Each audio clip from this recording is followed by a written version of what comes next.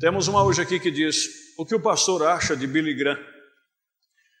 Olha, uma pincelada rapidinha aqui para que os irmãos possam entender. Eu creio que todos estamos cientes que estamos no tempo de Lucas 17:30.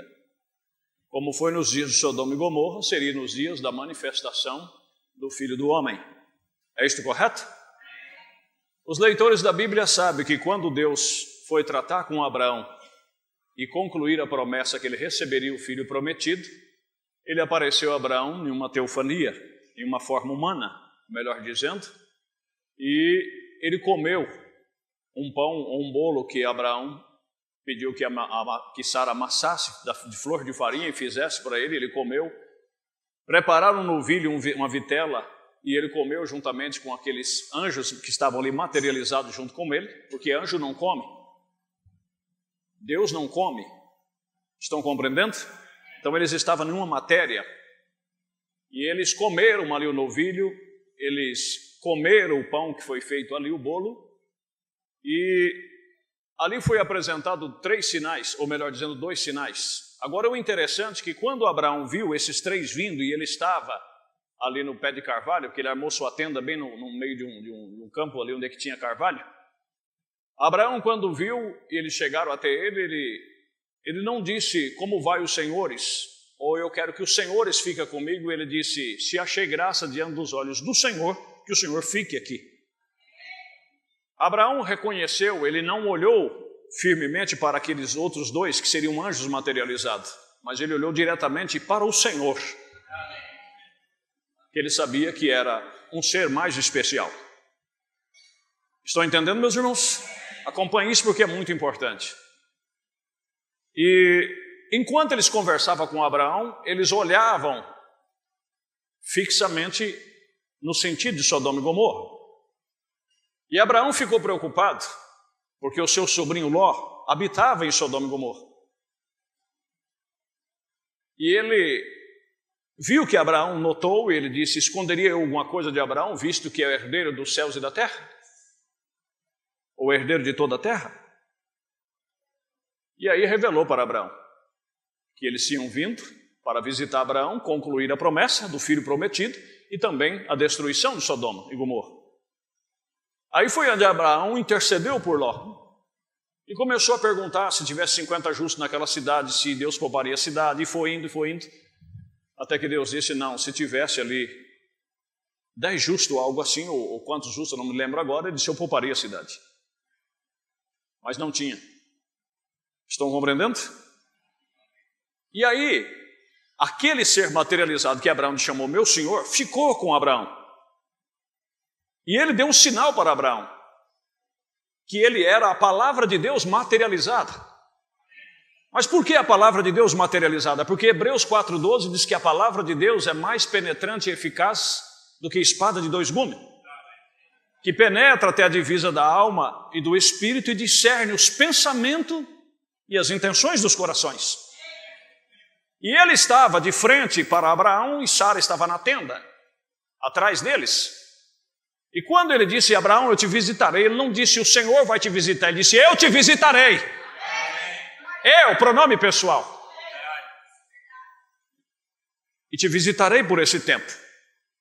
E Sara, que estava atrás da tenda, lá na tenda, riu consigo mesmo no seu coração e disse: como eu poderei, sendo uma senhora de 65 anos de idade, ter prazer com meu senhor, visto que já estamos avançados de idade e já cessou o costume das mulheres. E quando ela riu, esse ser que estava falando com Abraão, com as costas viradas para a tenda, disse: por que Sara riu? E Abraão mandou chamar Sara, e Sara disse: não, eu não ri. Ela disse: ó, não diga isso porque você riu. Ele pôde ver Sara rindo atrás dele, lá na tenda, porque ele era apto para discernir os pensamentos e as intenções dos corações. E aquele ser ficou com Abraão, e os outros 2 desceu para Sodoma. Amém? Agora aquele que ficou com Abraão é Lucas 17:30, nos dias da manifestação do Filho do Homem. Nós estamos na época da manifestação do Filho do Homem. É por isso que o profeta teve um ministério no qual poderia discernir os pensamentos e as intenções dos corações, provando que Deus tinha lhe confiado a restauração da palavra. Estão compreendendo? Enquanto que os outros dois que desceu para Sodoma eram apenas anjos. E foi para tentar tirar Ló do engodo dos sistemas do mundo. E agora, dizendo sobre Billy Graham foi um desses nesse tempo usado por Deus. Se você já leu ou não a biografia de Billy Graham, você vai encontrar, se você chegar a ler, que Billy Graham foi conselheiro de muitos presidentes dos Estados Unidos, inclusive num livro chamado A Biografia de Billy Graham, ele tem foto com John Kennedy, ele tem foto com o Papa, ele tem foto com muita celebridade do mundo, porque ele foi um homem que ele tanto pregava para multidões de pessoas humildes, como também pessoas, como presidentes, escutavam os seus conselhos, que era o tipo de Ló. Porque Ló estava em Sodoma, ele não se conformava com Sodoma, a sua alma justa se angustiava todos os dias por causa do pecado que era cometido. Mas ele estava lá como um juiz da cidade. Ele não tinha força para deixar Sodoma. E Billy Graham foi um desses mensageiros, tipificando hoje Lucas 17:30, com essa unção para tratar com esse tipo de pessoa.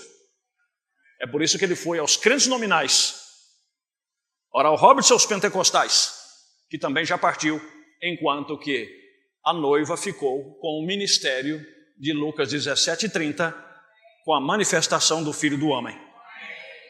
Por isso é que a noiva do Senhor Jesus Cristo não está em Laodiceia, não está em Sodoma. Ela está do lado de fora, porque o Senhor materializado não desceu a Sodoma. Ele ficou com a semente prometida. Estão compreendendo? É por isso que essa mensagem não tem êxodo com os sistemas do mundo completo, do mundo eclesiástico religioso. Ela não tem influência e nem quer ter. Enquanto que esses homens, eles têm influência e eles arrastaram multidões após si. Compreendeu agora? Está resolvido, mais ou menos? Então vamos nos pôr de pé, porque o tempo é uma criança. Oh, mas o tempo é curto. Crianças somos nós, não é? Amém, meus queridos? Só uma dúvida aqui, você é a Marinelli? Deus te abençoe.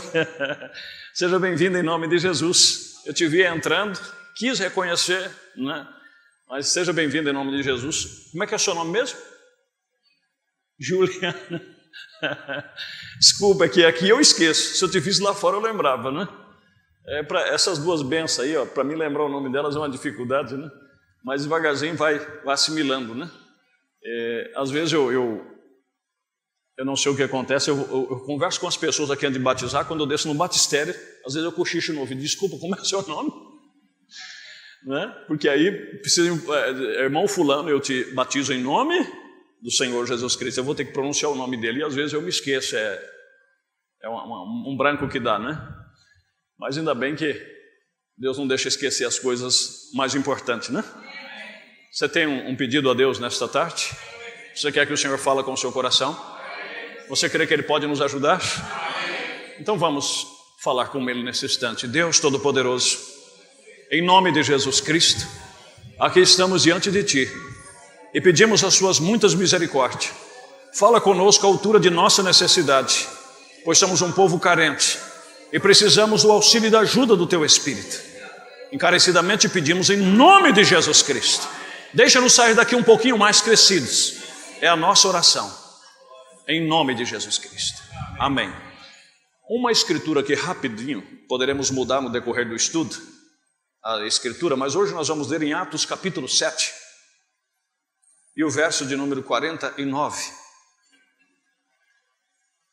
Um ouvinte me fez uma pergunta no programa de rádio, e aquela pergunta dele me abriu um horizonte de algo que eu já vinha pensando há muito tempo, e eu disse, agora acho que chegou a hora. Então nós vamos começar pelo céu e vamos descer para a terra, e vamos pedindo ajuda para Deus, né?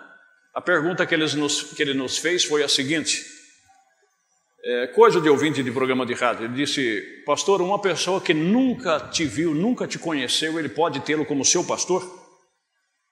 Vocês compreenderam? E aí foi onde é que me deu, como um relampar assim, um relampear de uma visão geral. E eu disse, eu creio que seria muito bom, muito edificante, até aconselhei-o a acompanhar pelo site, que nós estaremos estudando isto. O céu é o meu trono, e a terra o estrado dos meus pés. Que casa me edificareis, diz o Senhor? Ou qual é o lugar do meu repouso? Amém?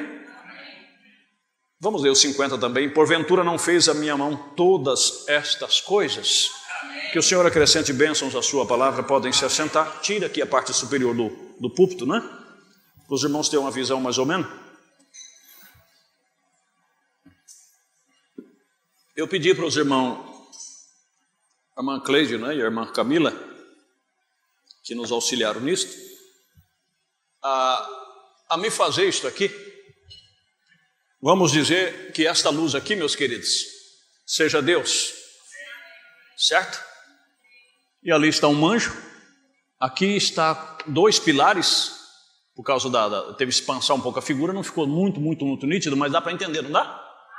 Então há 2 pilares, como que se fosse o tabernáculo celestial, e aqui está a luz inacessível, a qual é Deus. Uma curiosidade antes de nós já começarmos, porque aqui vai dar muito pano para as mangas, o ditado comum, né? Você espera ver Deus no céu? Esse povo fica tudo assim com o pé atrás. É só fazer uma pergunta, eles puxam o freio de mão. Você espera ver Deus no céu? Mas você não verá Deus. Deus não é visto no céu, como também não é visto na terra. Deus é espírito e é invisível. É uma luz inacessível. Apenas isto. Aí você diz, agora, enfim, vai ficar bom, muito bom. Mas de repente, diz o profeta, a primeira coisa que ele projetou foi isso aqui, ó. Não repara meu desenho, tá bom?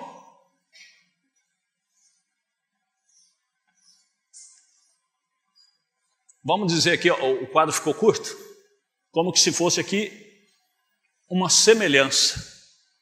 Vamos dizer que isso aí seja uma semelhança de um homem, compreendeu? Amém? Então isso aqui é chamado o verbo, ou logos, ou teofania, como você queira definir do seu modo. Compreendeu? E essa luz inacessível se mostra aqui. Não temos tempo, mas você pode ler na carta aos Colossenses, Hebreus capítulo 1, onde diz que Jesus Cristo é a expressa imagem de Deus. Ele não é visto na terra, ele não é visto no céu, porque ele é espírito, ele é invisível e ele é onipresente. Por isso diz Jeremias 23, 24, esconderia o homem esconderijo em que eu não veja, porventura não encho eu os céus e a terra? Então isso está se falando de Deus. São João 4, 24, Deus é espírito, e importa que os que o adorem em espírito e em verdade. Agora, se você vai para o livro eu creio que é de Deuteronômio, ou de Número, eu não me lembro bem agora, quando Moisés pediu para ver a glória de Deus, Deus disse, eu vou te colocar na penha, e quando eu passar, você me verá pelas costas. E Moisés viu aquela grande luz que passou, e quando ele olhou, ele viu como as costas de um homem que passou. Quem era aquela costa? Era o verbo. Se você vai para Ezequiel capítulo 1, você vai ver a semelhança como a semelhança de um trono, por cima do firmamento, e a figura como se fosse de um homem, com fogo em seu interior, e da cintura para cima, que dava para ver, era como se fosse a semelhança de um homem. Estava ele lá de novo. E aí, diz São João capítulo 1, Deus nunca foi visto por ninguém. Quando fala ninguém, essa palavra é uma palavra definida, ninguém. Deus nunca foi visto por ninguém. Mas o Filho unigênito o fez ele ser conhecido. Por isso São João capítulo 14 diz, quando o Filipe disse, mostra-nos o Pai, o que nos basta, diz, Filipe, eu estou tanto tempo com vocês e vocês não têm me conhecido, mas por quê? Porque São João capítulo 1 diz que no princípio era o verbo estava com Deus e o verbo era Deus. E tudo que foi feito por ele, e sem ele nada do que foi feito se fez.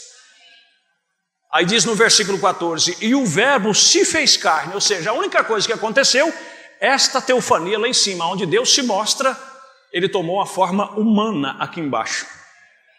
Por isso que nele habitou a plenitude de toda a divindade corporizada. Compreenderam? Por isso que diz que na Nova Jerusalém, Deus será a luz, e o Cordeiro será a sua lâmpada. Essa lâmpada é a luz, mas dentro dela é projetada a luz. E aí está o único Deus.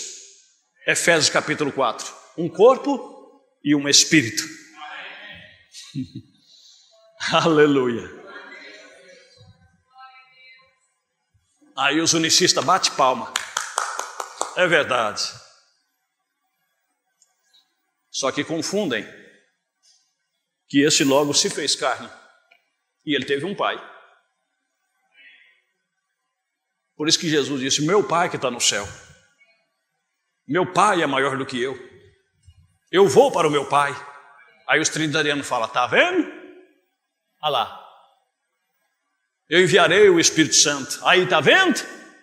3, um vai no extremo e outro vai no outro. É o mesmo Deus. Compreendeu? Por que o pai era maior do que ele? Porque aqui embaixo ele tomou forma humana, aqui embaixo ele não era onipresente.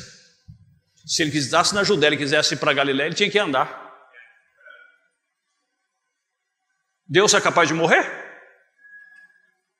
Mas Jesus, em forma de Deus, teve que morrer. Captaram? Então eu não vou tomar muito tempo nisso. Gente, acho que o apagador não veio, né?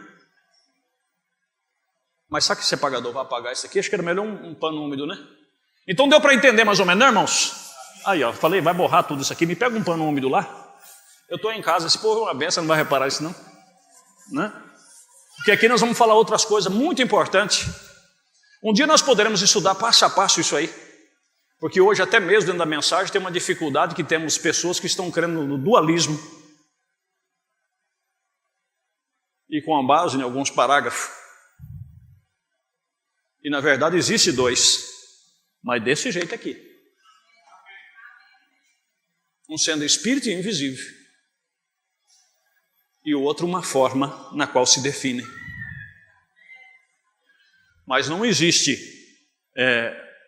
um corpo Deus e um corpo Jesus, porque aí seria 2 corpos, e há um só corpo e um só espírito. Aleluia. Amém? Aí, ó, como melhorou. Mas o que nós queremos tratar aqui é o seguinte, meus queridos. Falando desse logo Jesus que se fez carne e esteve aqui na terra, ele veio com uma missão. Ele veio buscar e salvar o que se havia perdido. E nesse buscar e salvar o que se havia perdido, agora, em primeiro lugar, nós devemos voltar lá no Velho Testamento, que esse tabernáculo celestial, ele foi mostrado no céu, ou em cima do monte ele foi mostrado para Moisés. E Moisés fez uma cópia do que ele viu lá. Estão entendendo? Mostrando que no Antigo Testamento, na Antiga Aliança, existia um sacerdócio.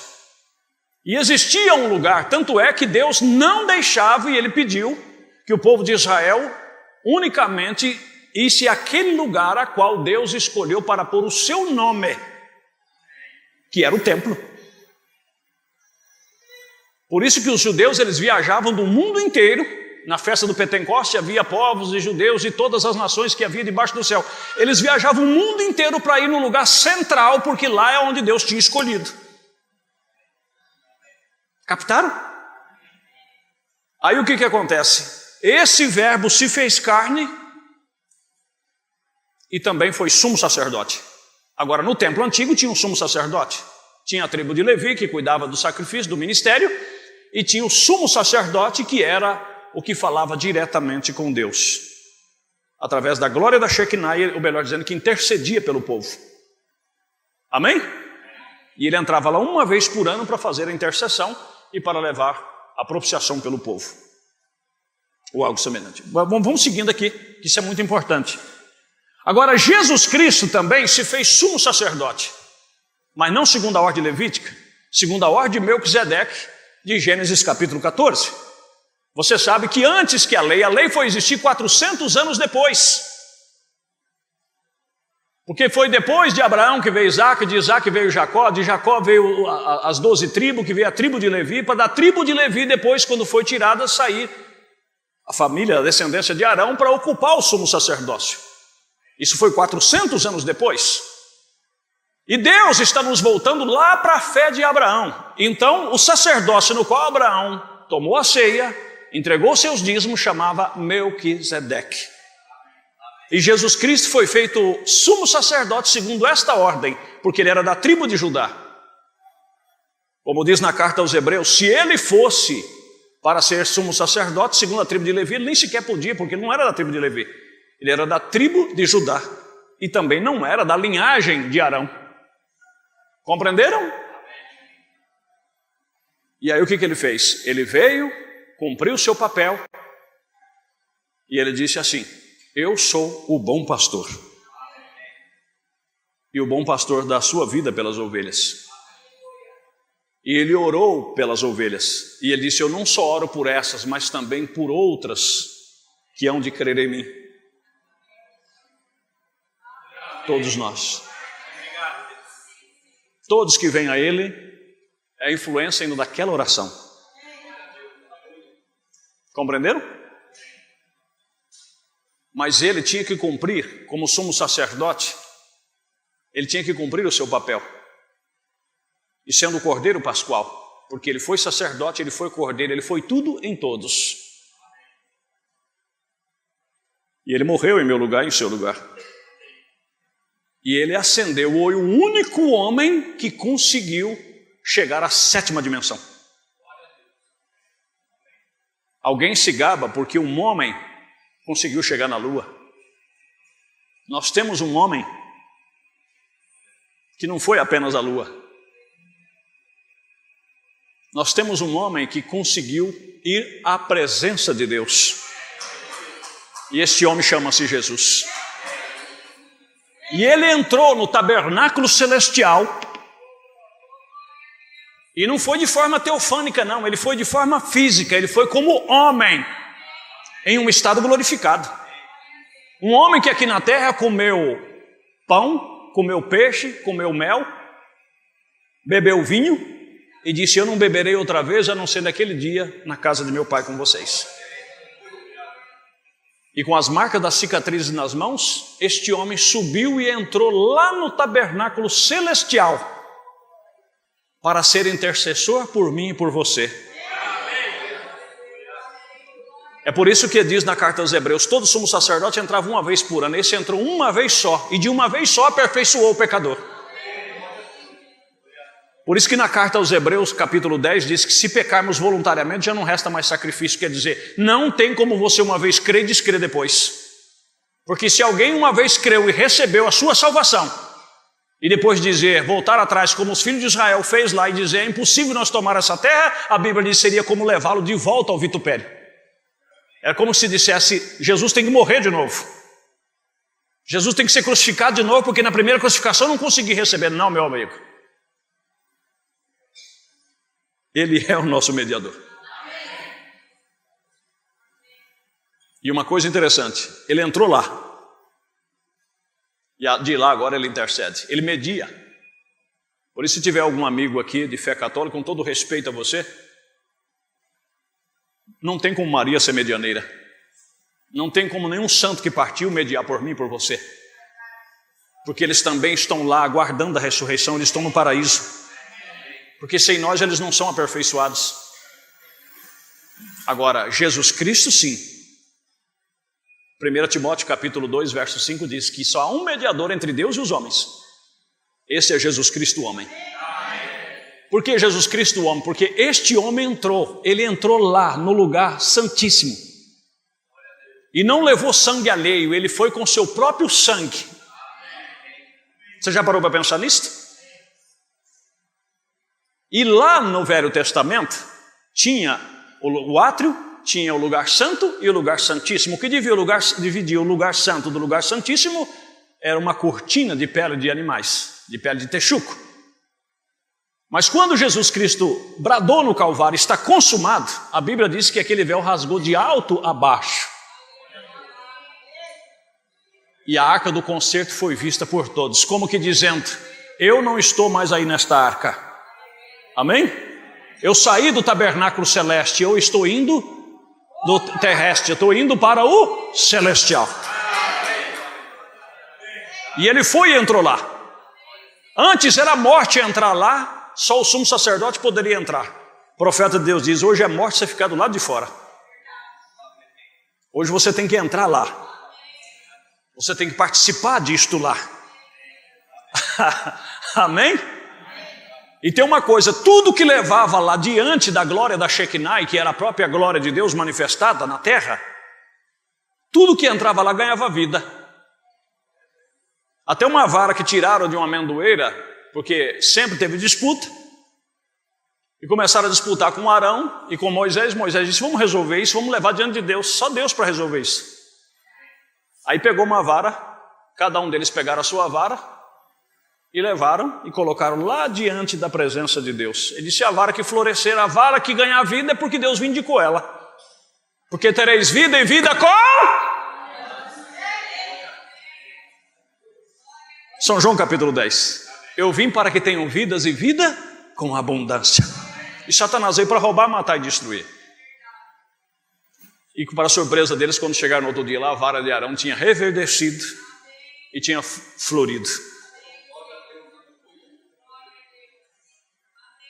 Ah, irmão, eu tenho Deus na minha vida. Como é que está? Está florindo aí? Está frutificando? Tem amor aí, tem gozo, tem paz, tem longanimidade, tem bondade, tem fé, tem mansidão? Então tu está na presença de Deus. Mas vamos lá. Jesus entrou neste lugar. E no dia de Pentecostes ele enviou o Espírito Santo para a terra. Outra coisa interessante, quando ele partiu daqui, quem ele deixou com comissão para seguir com a sua igreja?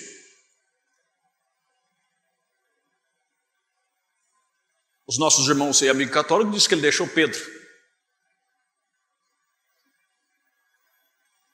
Será que ele deixou Pedro? São João 14, 26. Vocês idem em Jerusalém, esperai lá, até que do alto seja revestido de poder. E os 120 que estavam no cenáculo, todos foram cheios do Espírito Santo. A mesma porção que veio sobre um, veio sobre cada um deles. Ou seja, aquilo foi o Espírito de vida que estava em Cristo Jesus se repartiu sobre eles. Correto? Então, o que acontece? Quando Jesus Cristo veio na terra, ele não veio, vamos definir isto aqui, como o profeta ensina, ele não veio como que dizendo assim, olha, eu vou lá, porque há uma grande dificuldade entre a escolha, o livre-arbítrio e a predestinação, porque tem pessoas que falam assim, não, se é a predestinação é fácil, a pessoa pode fazer o que for e vai para o céu, e não sei o quê. E o outro diz, não, tem que ter o livre-arbítrio, a pessoa faz porque ele escolheu, porque não sei o quê. É verdade, tudo tem um significado e tudo tem uma verdade até um certo ponto. Correto? Quem fez a ovelha? Quem fez a ovelha? E quem fez o lobo? E qual é a natureza de um e a natureza do outro? Eu te pergunto, quando o lobo ele rasga, ele dilacera, por que ele faz isto? Porque ele é um lobo. E por que a ovelha só bala, é indefesa e o negócio dela é só pastar, descansar, comer e seguir ordem? Por quê? Porque ele é ovelha. Ela nasceu ovelha. Ela veio ao mundo sendo uma ovelha. E os que são de Deus escutam as palavras de Deus.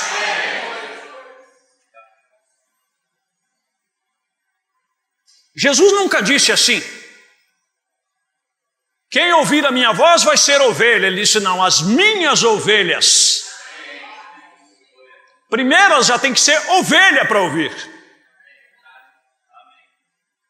Compreendeu? E aí o que acontece? Aquela própria natureza que está dentro dele, a partir do momento que o Espírito Santo vem e dá um novo nascimento, tem algo ali dentro para gerar aquela vida de ovelha ali dentro. Ela veio ordenada para aquilo. E conforme o passar do tempo, aquilo vai tomando conta, e a única coisa que resta para ele é ir para o Calvário e morrer para si mesmo, e dizer: eu não existo mais, já estou crucificado com Cristo e já não vivo mais eu, é Cristo que vive em mim. Acabou! Enquanto que o lobo, ele não tem livre-arbítrio? Tem. Mas ele escolheu ser um lobo? Não. Aí vem Paulo e define. Em Romanos capítulo 9, não é nem para o que quer, nem para o que corre, mas para o que Deus se compadece. E o que nós vamos fazer? Glorificar a Deus por Ele ter escolhido você. Mas dentro disso aí tem um livre-arbítrio. Eu não estou aqui nesta noite obrigado. E nem estou aqui porque eu tenho medo de ir para o inferno. Eu não quero ir para o inferno, mas eu não tenho medo de ir para o inferno. Porque eu tenho certeza absoluta que eu não fui feito para ir para o inferno. Porque eu tenho opção. Eu teria muitas desculpas para não servir a Deus. Mas eu não consigo deixar de servi-lo. E todo filho de Deus é assim. Você se sente bem. O jugo de Jesus não é pesado para você, ele é leve. Irmão, a vida de crente é difícil, é nada. A vida de crente não é difícil. A vida de crente ela é fácil. O jugo de Jesus nunca foi pesado. Quando você o segue por amor. Louvado. Eu estou quase confundindo algumas pessoas aqui. Eu vou confundir mais um pouquinho. Você sabia que a coisa mais difícil que tem é para uma pessoa ir para o inferno? Tem pessoas que ele luta dia e noite para ir para o inferno. As pessoas que já foram, que estão hoje na quinta dimensão, eles lutaram para ir para lá. Eles lutaram, eles espernearam para ir para lá. E para ir para o céu é a coisa mais simples que tem. Coisa mais fácil que tem. Quando você tem algo em você para ir para lá. Uma pessoa para ir para a quinta dimensão, que nós chamamos de inferno, ele vai ter que rejeitar Deus todos os dias da sua vida. Vai ter que rejeitar. Todas as oportunidades ele vai ter que encostar do lado, ele vai ter que rejeitar, ele vai ter que dizer não para Deus, ele vai ter que dizer não para a palavra. Porque enquanto ele tiver um fôlego de vida, Deus está ali atrás dele. Adão, Adão, onde tu estás? Eva, onde é que você está, Eva? O que você está fazendo aí, Eva?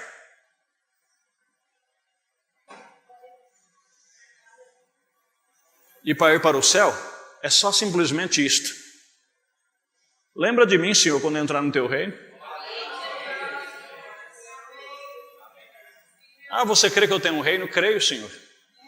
Creio que eu sou um miserável, que o que eu mereço é morrer mesmo. Mas o Senhor nada fez. O Senhor tomou o meu lugar. Eu sei que o Senhor tem um reino, eu sei que o Senhor tem um lugar de glória. Então lembra de mim quando o Senhor for chegar lá. Posso usar um palavreado comum? Jesus disse assim: demorou. Hoje mesmo estarás comigo no paraíso. Aí você diz: pastor, mas e as tribulações, e as lutas, e as dificuldades? Você pensa que a pessoa que vai para o inferno também não tem tribulação, não? Você pensa que as pessoas que vivem injetando droga nas vezes, você pensa que essas pessoas não choram amargamente, ele não queria se livrar daquilo?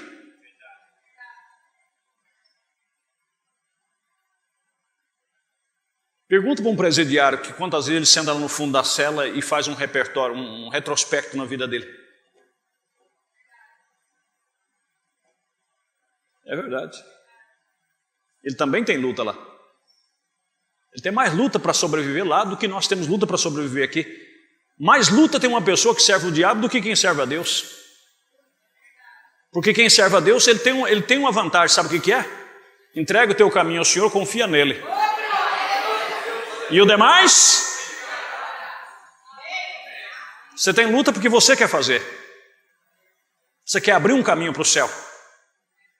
Aí se você se frustra, Você fica frustrado, decepcionado consigo mesmo. Diz, irmão, para mim não dá, porque eu achei que eu conseguia. Porque você não precisava ter pensado que você conseguia. Você nunca conseguiu e nem vai conseguir. Você tem que mergulhar nele, entrar nele. Nenhuma condenação há para os que estão. Então você tem que estar nele. Tem que esconder nele. Louvado é o nome de Jesus. Mas não vamos deter muito aqui. Aí quando Jesus veio, ele não veio para morrer e disse assim, olha, quando eu morrer, então todas as pessoas vão ficar assistir a Paixão de Cristo de Mel Gibson e vai ver o quanto eu sofri lá, vai ver aquele martelo, aí as pessoas vão ficar com dó de mim e vai me aceitar como Salvador. Não. Ele veio, porque aqui, outra coisa, nós vamos chegar, dá devagarzinho, eu estou meio afobado já. Lembra-se,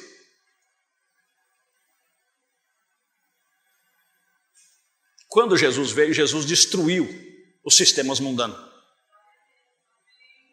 Quando ele veio, lá tinha fariseu, saduceus, tinha os judeus tradicionais que seguiam ali a linhagem do sumo sacerdote. Era ou não era? Diz que tinha os libertinos, tinha os herodianos, tinha muito segmento naquela época. Uma pergunta simples e direta. Jesus era o quê? Ele era fariseu, saduceu, herodiano, libertino, o que ele era? Ele não veio para ninguém desses aí. Ele não aliou a nenhum sistema desse. Ele veio unicamente cumprindo a palavra de Deus. Quando a mulher do poço se encontrou com ele em São João capítulo 4, ele disse, mulher, dá-me de beber. Começaram a conversar. E a mulher disse, por que você sendo judeu você fala comigo? A religião, infelizmente, o espírito religioso, ele deixa isso enrustido nas pessoas. Por que você fala comigo? Você não podia estar falando comigo. Ah, mas por quê? Você não sabe que judeu e samaritano não se falam? Mas por que não deve se falar? Porque nós adoramos a Deus lá no Monte Sinai, onde é que Deus apareceu. Falou com Moisés. Agora vocês que têm que adorar lá no templo. Jesus disse, está tudo errado. Em outras palavras, eu vim para pôr fim nisso. Esse sistema está saindo de cena. O que ele disse? Mulher, a hora vem, e agora é, em que os verdadeiros adoradores adorarão o Pai em espírito. Por que em espírito? Porque quando você ora em espírito, você fecha o olho, você não imagina nada. Eles, quando iam orar, eles oravam rumo ao lugar que estava o templo, porque tinha uma promessa ali. Agora o que Jesus disse? Que quando nós formos orar agora, nós temos que rumar também para um lugar. Olhai para cima, porque a vossa redenção, olhai para... O Espírito Santo veio de cima, irmãos. A manifestação veio de cima. Preste atenção. Nesse tabernáculo celestial, quando Jesus veio, ele veio morrer por um povo. Isso aqui vai machucar um pouquinho. Desde que Jesus introduziu o reino dos céus, que é um reino espiritual, que é um reino invisível, porque ele diz, quando disserem para vocês, eis que é aqui, ali ou acolá, não saiais, não acrediteis e não dei crédito. Porque o reino de Deus está entre vocês. O reino de Deus está aqui nesta noite. Todos que foi nascido do Espírito Santo, você faz parte da igreja universal, que faz parte do globo terrestre. Por isso o profeta de Deus pregou a mensagem união invisível da noiva, e a mensagem unidade, e outras mensagens. Baseado nisso aí. Então, a sede hoje de todo verdadeiro cristão, com todo respeito aos nossos irmãos denominacionais, não está no Brás, não está lá no Belenzinho, não está em nenhum outro lugar. A sede celestial da noiva, ou melhor dizendo, a sede da noiva do Senhor Jesus Cristo está aqui, ó.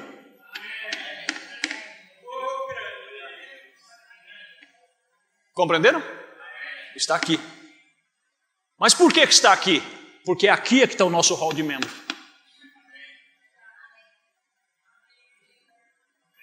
Eu estava vendo uma estatística na internet das maiores igrejas do mundo, igrejas nominais. Quantos milhões de membros tem essa igreja, quantos milhões de membros tem aquela outra, e aquela outra, e aquela outra. Mas por que que eles sabem quantos membros tem? Porque quando pergunta para a pessoa, de qual igreja você é? Ele diz, eu sou da Assembleia de Deus. De que igreja você é? Eu sou da Congregação Cristã. De que igreja você é? Eu sou da Batista. E quando pergunta para um eleito de que igreja que você é? Você é da Tabernáculo?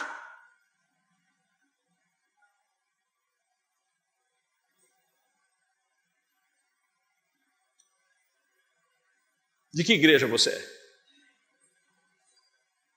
Você diga, meu amigo, se você ainda não tem certeza do seu novo nascimento, você diz, olha, eu estou desejoso para fazer parte dela, mas ainda não consegui. Mas eu vou chegar lá. Porque nessa igreja não se entra.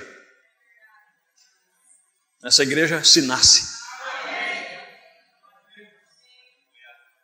Agora preste atenção. Quando Jesus veio para a terra, tinha um hall de membro aqui já.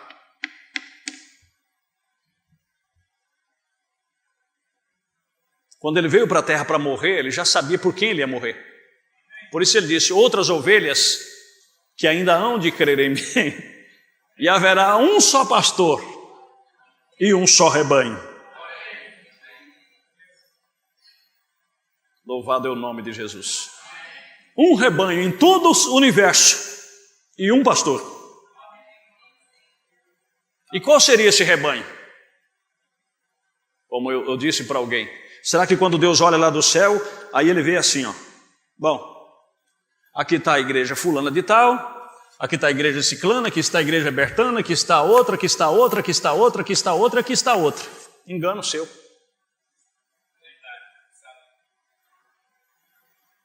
Engano. Quando ele olha do céu, amém? Vamos seguindo, porque isso aqui é muito importante. Isso aqui tudo dentro de uma pergunta, se eu posso ser pastor de alguém que nem me conhece. Deu nisso aqui. Você vê o que o Espírito Santo é capaz de fazer. Quando Deus olha de lá, da sede mundial, ou melhor dizendo, não podemos nem dizer mundial, da sede celestial. Onde está, nós vamos chegar nisso agora. Ele só vê duas igrejas. Amém? E quem são elas? A igreja mais antiga do mundo. Se foi o homem que fez, ele nunca fez ela. Eu provo. Se alguém aqui, nem que eu tenha que fazer um empréstimo, mas eu dou 10 mil reais para quem me dizer como é que era o nome da igreja de Maria, como é que era o nome da igreja de Pedro, como é que era o nome da igreja de Tiago. Aí depois você vai me dizer quem foi que inventou isso. Ele só vê lá do céu a verdadeira, amém? E a falsa. Ele só vê trigo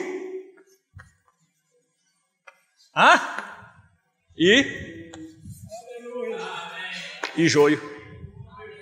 Oh, louvado seja Deus. Agora nós vamos entrar. Aqui está o hall de membro. E quando que esse hall de membro foi feito? Primeiro nós falamos aqui de um Deus Espírito, invisível, intocável, onipresente e também o onisciente. E o que é um ser onisciente? É que conhece o fim desde o princípio. Nada é novidade para ele. Aí as pessoas perguntam assim, e de onde veio Deus? A mente do ser humano é como a mente de um pequeno pássaro, um canário, como diz o profeta. Se você perguntar para ele, Coisa simples daqui da terra não consegue responder. Ele nem chegou ainda a receber o penhor, que é a partezinha, a bênção da salvação, e ele já quer saber de onde Deus veio. Imagine você. Agora preste atenção. Ele estava lá. E antes que existisse, eu não tenho tempo para estar lendo, depois vocês podem ler em casa, diz aqui, em Apocalipse capítulo 13.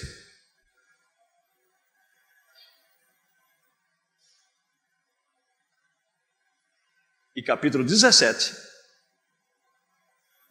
No capítulo 13 disse que esse cordeiro que se manifestou há 2000 anos atrás, que veio aqui morrer por nós, como eu fiz aqui a imagem aqui, ele já foi morto desde a fundação do mundo. Ele se manifestou 2000 anos atrás. Em Apocalipse 17, como alguém está preocupado outro dia, com esse chip aí, porque no chip vai vir a marca da besta, porque toma cuidado com esse chip, porque através desse chip, meu querido, então toma cuidado com o seu CPF, com a sua RG, porque através do seu CPF, meu amigo, a Interpol, a CIA, qualquer serviço inteligente, ele puxa sua ficha em qualquer parte do mundo. Através de informação de um sistema para o outro. Se você chega, se a polícia quiser trabalhar, com todo respeito a ela, e ela quiser fazer um levantamento, rapidinho, através do seu cartão de crédito, através do seu CPF, ela sabe onde é que você comprou, onde você gastou, o que você fez e deixou de fazer. Agora você está preocupado com o chip, que o chip só simplesmente você vai tirar o CPF do bolso e vai ser passado para cá. Nesse chip, porque na mão direita vai estar lá o número 600. O que o número 666, meu irmão, vai influenciar na sua vida? O número 666 faz parte da numerologia. Estão compreendendo? Como inventaram aí que o número 24 é aquele número, né? E quando a gente chega a receber uma ficha e pegou o número 24, se ele é hétero 100%, ele já fica meio assim, eu não gosto desse número. O que tem o número 24? É um número no meio dos outros números, ele faz parte da numerologia. Os ignorantes no passado que não conheciam o significado, quando chegaram, esse número 7 é o número da mentira, é o nome de mentiroso, erro, o maior erro do mundo. 7 é o número da verdade. 7 igrejas, 7 cartas, 7 espíritos, 7 dispensações. Tudo é dentro de 7. Amém? Então as pessoas estão preocupadas com um pequeno chip, achando que aquilo ali é a marca da besta, porque não sei. Não, meu querido. Apocalipse 17, vamos resumir aqui, diz: e adorarão a besta todos aqueles cujo nome não estão escritos no livro da vida do Cordeiro, que foi morto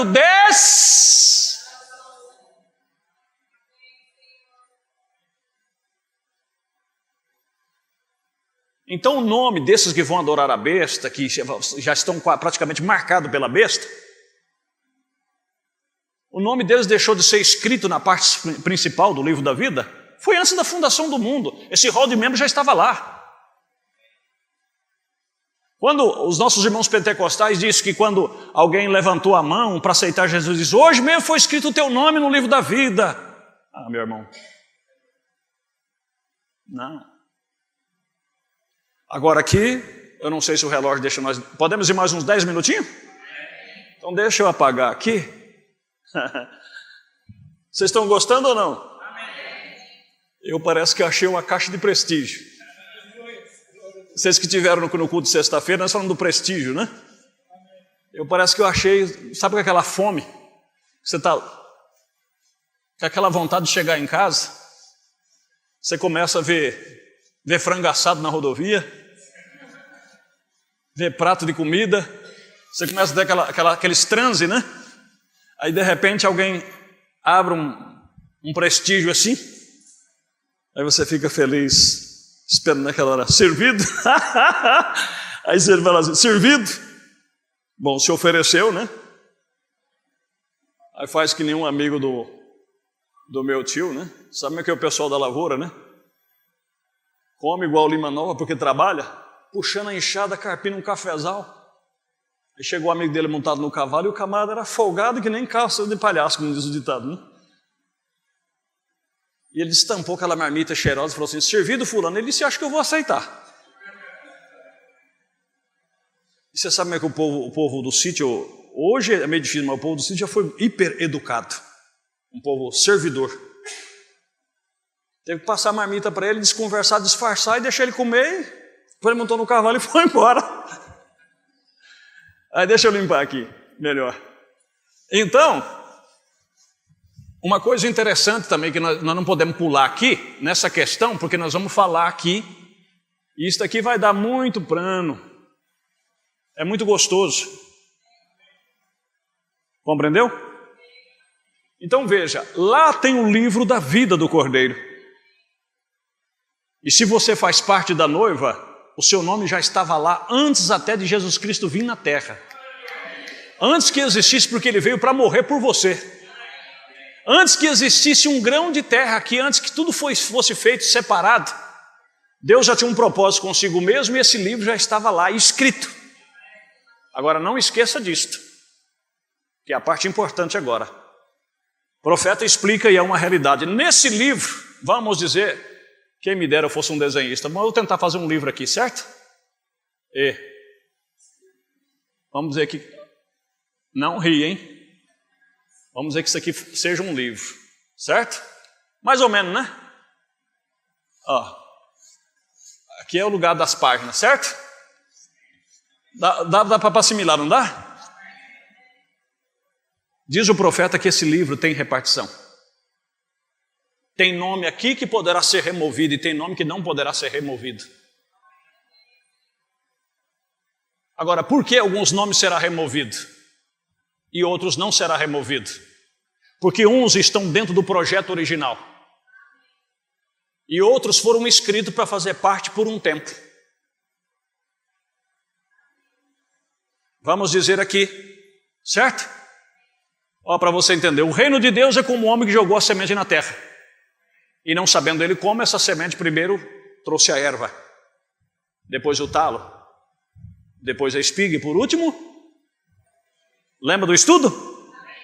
Então vamos dizer que aqui primeiro saia as duas folhas. Vamos dizer que isso aqui seja um pequeno pé de milho, certo? Alguém me disse que esse quadro não está bem fixado, ele pode cair. Se cair, você fica na paz, tá bom? Eu sei que vai ficar meio constrangido, mas não tem problema. Depois nós fixa ele direitinho. Aí quem pôs e não deu conta, aí vai um segurar do lado e outro do outro. E eu vou... Isso aqui é ditador, né? Agora presta atenção.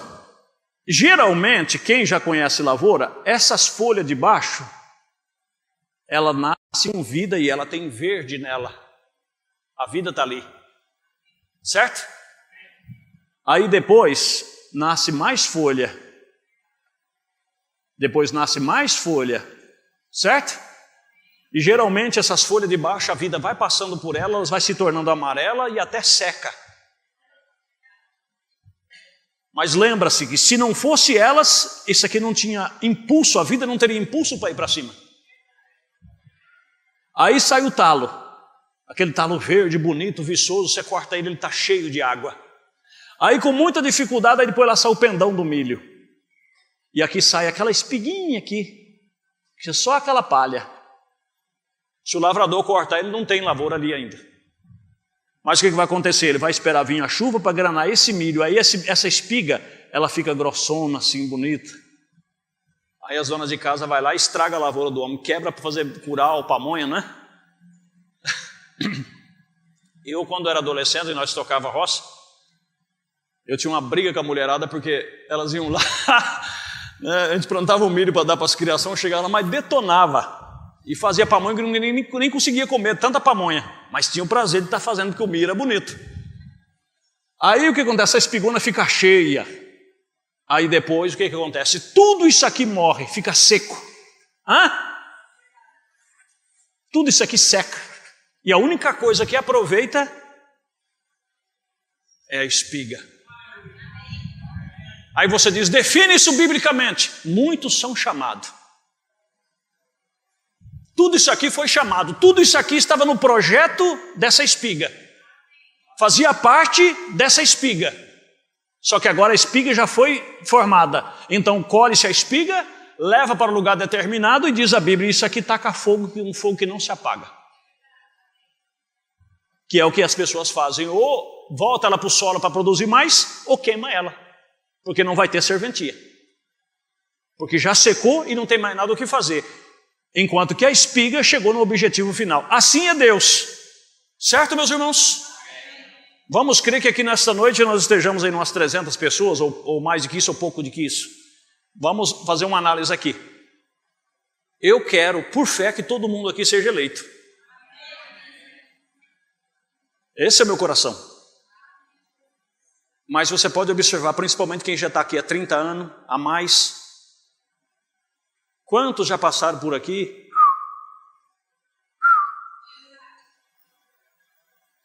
Vamos dizer que aqui fosse o lugar definitivo, que não é apenas uma congregação onde você recebe a palavra, nós vamos chegar nisso, certo? Mas quando já passou, deu uma olhada e disse, eu pensei que era alguma coisa, mas isso não é nada não. Foi-se embora. Mas ele veio aqui, ele ajudou você a cantar. Ele deu apoio. Muitos foram contribuíram por muito tempo com o seu dízimo, ajudou a pregar programa de rádio para que outros viessem. De uma forma ou de outra, ele foi útil para que Deus pudesse produzir o propósito final, porque no meio disso tudo, vamos ser mais caipira ainda? Quantas irmãs aqui já fez queijo? Deixa eu ver sua mão. Você pega o balde de leite, não é isso? 6 ou 7 litros de leite, ou até 10 litros para fazer um queijão bem grande, e aí você coloca umas 2, 3 tampinhas de coalho dentro. O que vai acontecer? Vai separar o grosso do leite, a coisa boa do leite, do soro. Aí você vai despejar a parte do soro, depois você vai espremer numa forma, até que saia quase que todo o soro, e aí você vai ver que a maior parte do soro vai para um baldão ali do lado, e você pode jogar fora ou dar para um animal beber, e daquele monte de leite só sobrou aquele queijinho. Muitos são chamados e poucos. E assim é o rol de membro lá em cima. Então chega uma época que, aí você diz, Bíblia, pastor, vamos lá. O profeta diz isso na mensagem às eras da igreja. Judas Iscariote, o nome dele estava lá. Porque quando eles voltaram, regozijando, quando Jesus em Mateus capítulo 10, lhes deu os poder para expulsar os demônios, para curar os enfermos, para ressuscitar até morto, e eles voltaram todo felizes dizendo para Jesus, disse, olha, até os demônios nos sujeitaram. Jesus disse, que coisa bonita, eu vi o diabo cair como um raio para a terra. E eles ficaram felizes, e nós temos, sabe como é que é meninada, né? Eles todos felizes porque tinham feito uma proeza e tal, e Jesus disse, não alegrei-vos, apenas porque os demônios lhes sujeitam, mas alegrai-vos por o vosso nome estar escrito no céu. O dele estava lá, mas foi riscado. De muitos foram riscados. O de Balaão foi riscado, mas fazia parte. Por um tempo fazia parte. Deus o preservou para que fizesse até aquele tempo. Estão compreendendo, meus irmãos? Então vamos definir aqui para nós encerrar, que o tempo já está. Então, o rol de membro hoje da noiva de Cristo Jesus não está na secretaria de uma igreja. Se alguém quiser fazer, problema dele. Mas veio um profeta e disse, aqui nós não temos membros efetivos. Porque uma igreja local não deve ter membros efetivos. Ela é livre para quem quiser vir. Estão compreendendo? Aí você define de livre e espontânea vontade se você quer escolher aquele local como a sua igreja, se você pode crer que o ministério que está sobre aquele homem é de Deus e que pode te preparar para estar junto com Deus se você morrer antes do arrebatamento, ou se houver um arrebatamento, você ser arrebatado, é você que tem que ter esta revelação para com Deus. Compreendeu? mas não é necessário hall de membro, porque afinal de contas, pode pôr o nome dele no maior hall de membro que tenha. Ele pode tirar fotozinha bonita, fazer uma carteira de membro, apresentar para quem quiser. Ó, eu sou membro da igreja fulano, então isso não vai resolver nada. Seu nome tem que estar aqui, ó. Amém? Aonde? Lá na sede celestial. E só para nós encerrarmos, tem mais 2 minutinhos? Então nós vamos ver aqui. Eu vou citar apenas, porque hoje eu queria só palestrar com vocês. 1 Pedro capítulo 5. O que Pedro fala ali?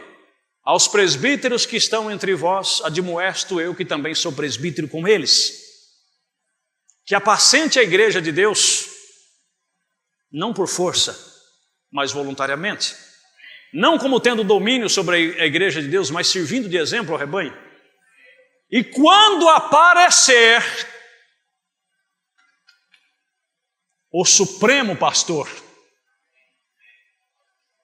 ou seja, o chefe geral, o presidente celestial da igreja, quando aparecer o supremo pastor, alcançareis a incorruptível coroa de glória. Os presbíteros, certo? Então aqui do lugar celestial, a Bíblia diz assim em Efésios capítulo 4, ele subiu, se é que antes também não tinha descido às partes mais baixas da terra, e aquele mesmo que subiu deu uns, ele deu uns para apóstolos, nós vamos ver isso aqui no próximo culto, outros para profetas, outros para evangelistas, outros para pastores e doutores. Aí podemos dar uma pincelada rapidinha a função de cada um desses dons, desses ministérios. E aí você vai ver que a coisa tem que vir lá de cima.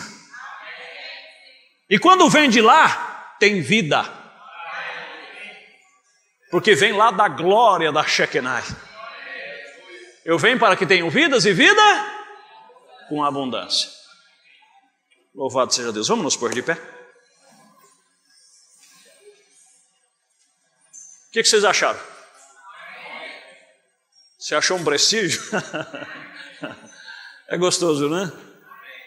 É, como disse Paulo, se a gente pudesse, né? Se fosse um feriado prolongado, era só falar, irmão, dá um lanche para os irmãos aí, eles vão lanchar e volta que nós vamos continuar. Eu amo a palavra de Deus. É coisa maravilhosa. Mas vamos agradecer ao Senhor. Levante a sua mão.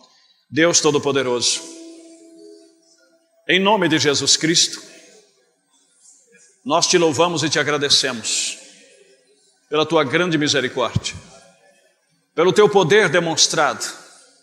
Tu tens sido um Deus maravilhoso, um Deus tão bom, e tem nos ajudado com essa mensagem do tempo do fim, onde tem dado o colírio para os nossos olhos. Aconselho que de mim compre o colírio para que vejas. E nós, pela misericórdia, estamos tomando esse colírio e usando, Senhor. E o Senhor mesmo disse, bem-aventurados que têm olhos e vê.